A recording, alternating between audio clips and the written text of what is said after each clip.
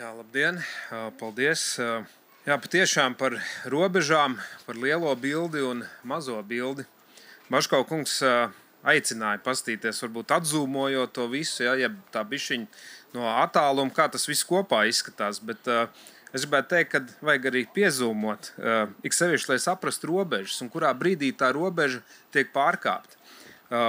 Es arī tā izprintēju tos MK noteikumus un lasot, pasvītrojot, robeža tiek pārkāpta tajā brīdī, kad pie naudas izņemšanas 1500 eiro tev tiek šīs ziņas sūtītas, tevi sāk pētīt, ko mēs tikko jau dzirdējām, un tā ir nauda, kuru tu esi saņēmis savā kontā, kā algu, par kuru ir samaksāt nodokļi, visas lietas, un piezūmojot to klāt, tu redzi, ka tev par to var sākt prasīt atskaites.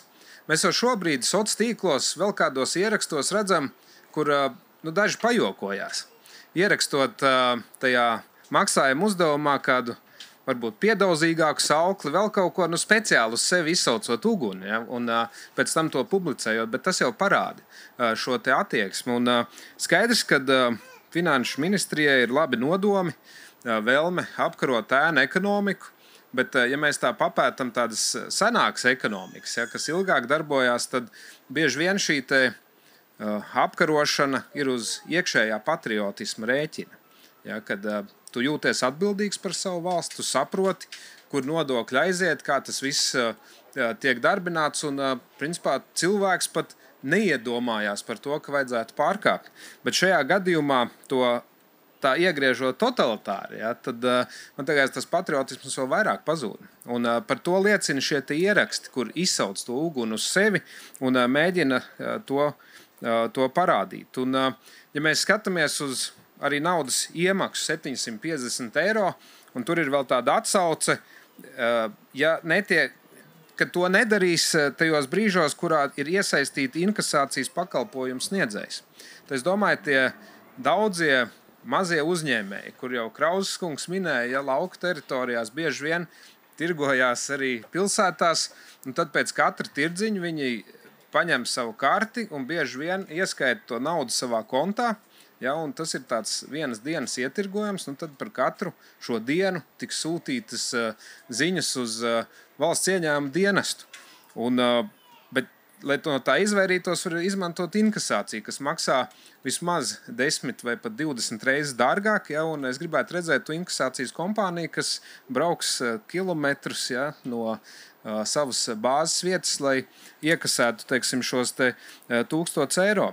Un, ja mēs padomājam par summām 1500 un 750, tad tie būs ļoti daudz dati, kas tiks izsūtīti, tad kādam viņi ir jāapkopo. Jo es tā pēc pazīmēm saskaitīju kopā kādas 8-9 sanāk, kas tad būs jābūt tajā visā iekšā. Un tas atkal maksās kaut kādu resursu. Tas nozīmē, ka tā apkalpošana, konta apkalpošana palielināsies uz augšu. Un tāds piemērs, tur gan bija noteikumos, ko drīkst runāt un ko nedrīkst teikt, kad personīgs piemērs nedrīkst minēt. Jo klausītājiem būs garlaicīgi, bet ir tāda sabiedrības kategorija kā politiski nozīmīgās personas. Un ja viņi nodarbojās ar uzņēmēju darbību, tad viņiem ir juridiskais konts. Un par šādu kontu apkalpošanu banka atsūta rēķinu katru mēnesi 40 eiro. Ja, tas ir 480 eiro gadā. Un neskatoties pat uz apgrozījumu. Un uzdodot bankai jautājumu, kādēļ tik liela konta apkalpošanas maksa, viņi saka, mums ir jāveic darbības. Mums par jums ir jāsūta ziņas, mums ir jums jāsako tur līdzi, ir jāapstrādā dati, un tāpēc mēs godīgi iekasējam to pretī. Bet tādam uzņēmējam, kurš ir politiski nozīmīga persona, viņam jau nav citu variantu. Viņam to kontu vajag, un šī nauda ir jāmaksā. Ja?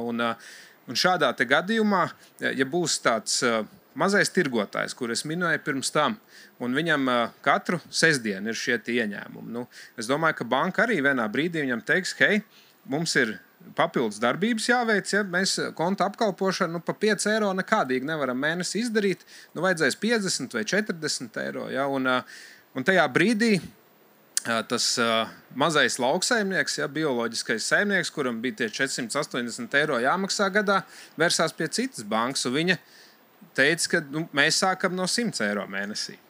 teicu, labi, paldies, skatīsimies kādu citu. Bet katrā ziņā šis nav atbalstām, tas patiešām ir brīvību, neatkarību un demokrātiju apņemošs faktors. Un es gribētu teikt lielu paldies Demos, arī Jāzepam Baško par šo iniciatīvu, jo ja mēs necelsimies un neiebildīsim, tad viņš tā arī lēnām aizslīdēs uz priekšu. Un es atvainojos arī, ja esmu par šo likuma projektu balsojis par, neizlasot kārtīgi, un neapdomājot, pie kā tas var novest.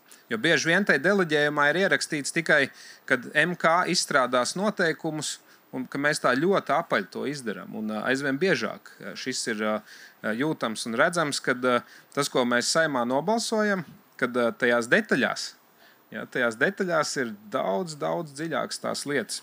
Tā kā liels paldies organizatoriem un uz priekšu!